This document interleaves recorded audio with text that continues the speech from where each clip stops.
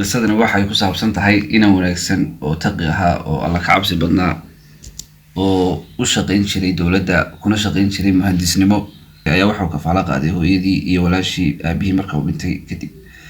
waxaa dhacday inanku marka uu guriga joogo waxa uu ku warhelaa inanta walaashii oo musxafka kasoo saaraysa lacag badan oo xoogaa ah. kadib waa weydiiyey cidda ay lacagtan siisay, waxaanay inantu ugu jawaabtay in lacagtan ay siisay macalimadda qur-aanka u dhigtaa. sababta ay u siisayna ay tahay inay inantu xafiday qur-aanka kala badh yacni nus ay xafiday qur-aanka qayb ka mid ah. kadib inankii marka uu weydiiyey inantu lacagta halkay ka keentay waxay u sheegtay in qur-aanka oo ay kala badh dhamaysay awgeed ay macalimaddu lacagta u siisay. kadib waxa uu ku yidhi lacagtan waa lacag badan, waxaanan u tegayaa macalimadda si aan usoo weydiiyo lacagtan sababta ay ku siisay. waxaa kale uu hooyadii u sheegay in laga yaabo gabadhani macalimaddii waxay lacagta u siinaysaa inanta inay tahay sababtoo ah in ay og tahay faqrigeena iyo xaalka aan ku sugannahay.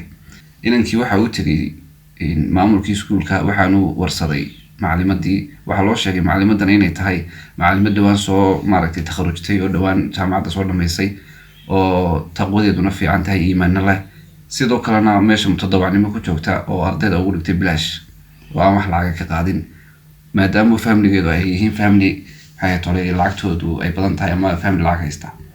kadib waxa uu la kulmay inankii gabadhii. waxa uu arkay taqwadii marka laga yimaado in gabadhu ay aada u qurux badan tahay waxa uu weydiiyey sababta ay lacagta inanta u siisay.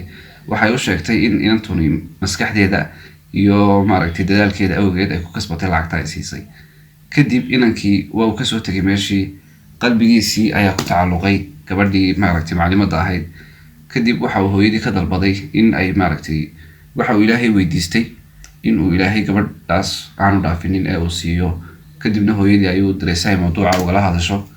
inanka hooyadii waxa ay ku ay mufaaja'a ku noqoto. waxay la yaabtay in ay gabadhii ku tiri waxaan idiin qabanayaa ballan aan kugula kulansiinayo waalidkay. kadib waxaa dhacday inuu inankii u tegay iyo hooyadii ay famligii u tegeen. markay u tegeen aabihii inanta iyo hooyadeed ayaa waxay diideen inankii, waayo xaalka maadiga ah inanku ku sugnaayo dad fuqara ay ahaayeen, dadkan inantu ka dhalatayna dad tujaar ay ahaayeen. kadib waxaa dhacday in inantii inankii ku adkaysatay oo ay tiri waan doonayaa inaan guursado oo aan raalli waan ka ahay guurkiisa.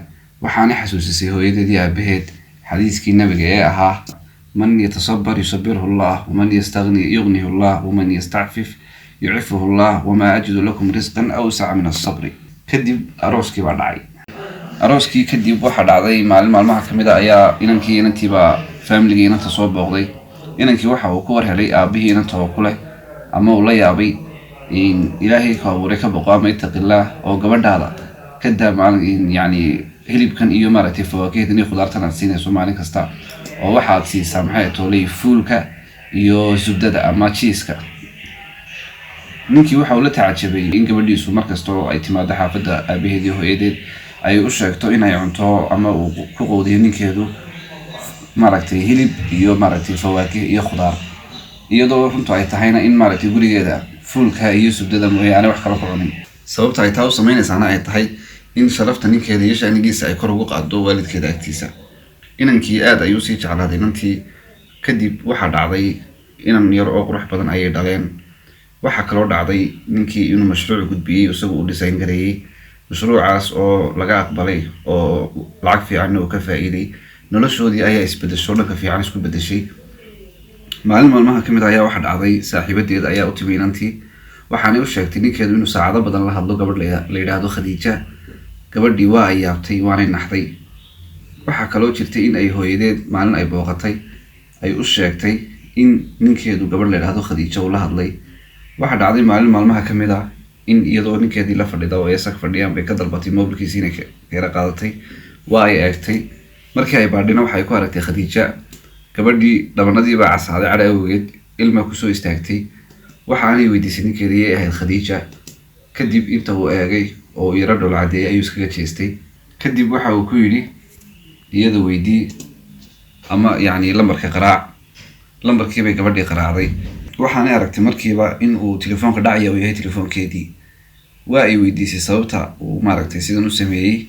waxay weydiisay ninkii magacayga maahe maxaa aad meesha ugu qoratay.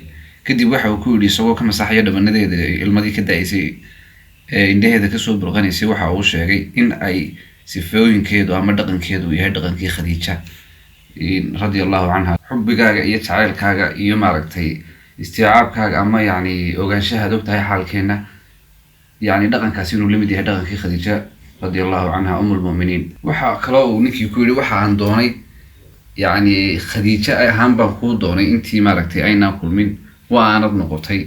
waxaa tahay rafiiqatu darbi ama gabadhii noloshayda maaragtay garabkayga taagnaanaysay. waxaa tahay tii ceebahayga asturaysay. jacaylkii ay isu qabeen halkiiba kusii siyaaday.